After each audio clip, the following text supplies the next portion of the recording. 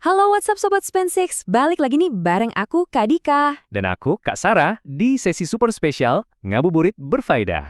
Sambil nunggu buduk maghrib, yuk kita lakuin yang namanya jihad ilmu. Kita bakal bongkar semua rahasia soal-soal bahasa Inggris buat asat nanti. Ingat, belajar itu ibadah loh. Betul banget, Sar. Jadi, daripada bengong nungguin buka puasa, mending kita asah otak.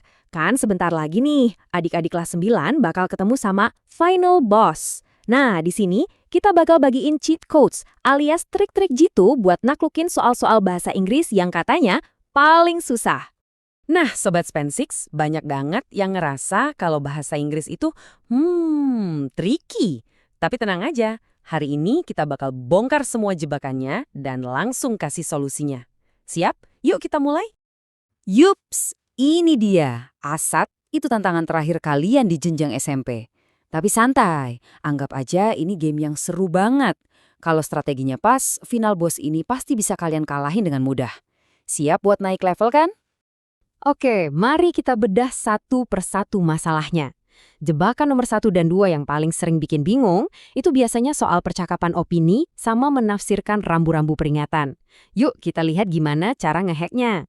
Nah, ini dia. Soal opini, kuncinya itu sebenarnya ada di kata-kata sakti. Misalnya, kalau di dialog ada yang bilang, I think so too, itu udah pasti artinya dia setuju. Tapi kalau dia bilang, I don't think so, jelas banget artinya dia nggak setuju. Ini dasar adab dalam berpendapat ya. Setuju atau nggak harus disampaikan dengan jelas dan sopan. Betul. Nah, ini yang penting banget. Jangan cuma mentang-mentang ada kata no, terus kalian langsung simpulin itu nggak setuju.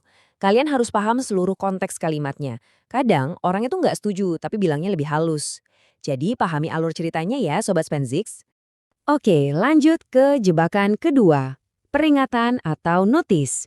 Wah, ini bahaya banget kalau sampai salah tafsir. Coba bayangin ada tulisan danger, high voltage, terus malah kamu deketin. Waduh. Kak Sarah, amit-amit dik. Intinya di setiap soal peringatan pasti ada alasannya kenapa sesuatu itu dilarang. Nah, ini dia cheat code-nya. Kalau ada pertanyaan kayak, kenapa dia dilarang masuk ruangan? Jawabannya itu hampir pasti ada di kalimat setelah kalimat larangannya. Contohnya, don't enter, the floor is still wet. Kenapa dilarang masuk? Ya, karena lantainya masih basah. Simple banget kan? Oke, sekarang kita masuk ke raja terakhir yang paling sering bikin pusing 7 keliling, reported speech. Atau gampangnya kalimat, katanya si ini bilang gitu. Siap-siap ya, ini agak mind-blowing. Oke, mari kita taklukkan raja terakhir ini. Jadi, reported speech itu intinya kita ngelaporin lagi omongan orang lain. Nah, analogi paling keren buat ngertiin ini tuh time travel alias perjalanan waktu. Ingat rumusnya, kita harus mundur satu langkah ke masa lalu. Mundur satu langkah itu maksudnya gimana, Dek? Gini, coba deh lihat slide ini. Kalau kalimat aslinya pakai waktu sekarang, misalnya I'm happy today. Pas kita ceritain lagi ke orang lain, logikanya kejadian itu kan udah lewat ya kan? Makanya kita harus ubah ke bentuk lampau. Jadinya, he said he was happy that day. Keren kan? Kayak di film fiksi ilmiah. Nah, ini dia tabel perubahannya. Simple banget kok. Pokoknya am, is, are itu jadi was atau were. Terus will berubah jadi would, can jadi could. Keterangan waktu kayak today jadi that day. Intinya cuma mundur satu langkah ke belakang. Gampang kan? Oke, raja terakhir udah hampir kita kalahkan. Sekarang kita lanjut ke 2 jebakan terakhir yang gak kalah seru, teks prosedur dan iklan diskon. Ayo kita bedah tuntas. Oke, kita sebut aja ini algoritma dapur. Jadi, teks prosedur itu kayak resep bikin es buah buat buka puasa. Urutannya harus logis. Nggak mungkin kan kita minum es buahnya dulu, baru buahnya dipotong. Jadi, perhatikan kata kerja perintahnya.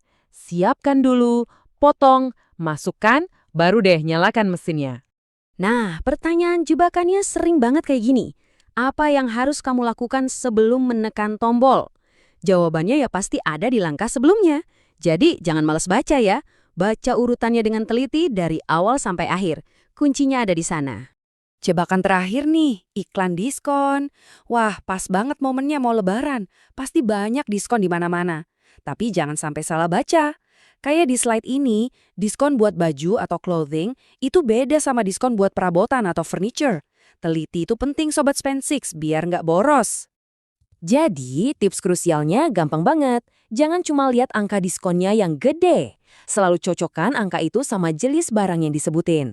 Kalau di soal ditanya diskon 25% itu untuk apa, ya cari barang yang sesuai dengan keterangan diskon itu. Jangan sampai terkecoh ya.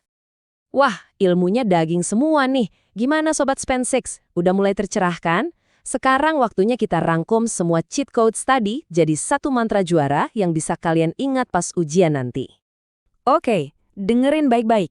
Ini dia mantra juara kita. Pertama, opini. Langsung cari kata kunci agree atau disagree. Kedua, reported speech. Ingat mesin waktu, selalu mundur ke masa lalu. Ketiga, prosedur. Ikuti alur logikanya, jangan lompat-lompat. Dan yang keempat, iklan. Cocokkan diskon dengan barangnya. Hafalin mantra ini ya. Nah, itu dia. Ternyata bahasa Inggris itu kuncinya cuma 2. Logika dan ketelitian. Nggak perlu kok hafal kamus setebal bantal. Betul banget. Percaya diri aja Sobat Spend 6. Kalian udah punya bekalannya sekarang. Tinggal latihan terus dan kalian pasti bisa. Oke, sekian dulu tips dan trik dari kami. Semoga ngabuburit kita hari ini berkah dan bermanfaat. Dan yang paling penting, semoga nilai bahasa Inggris kalian nanti tembus langit. Amin. Semangat terus puasanya, semangat juga belajarnya. Good luck ya Sobat Spend 6. Dan seperti biasa, kita tutup dengan moto kebanggaan kita. Siap, Sar? Siap dong! SMP Negeri 6. Berkarakter.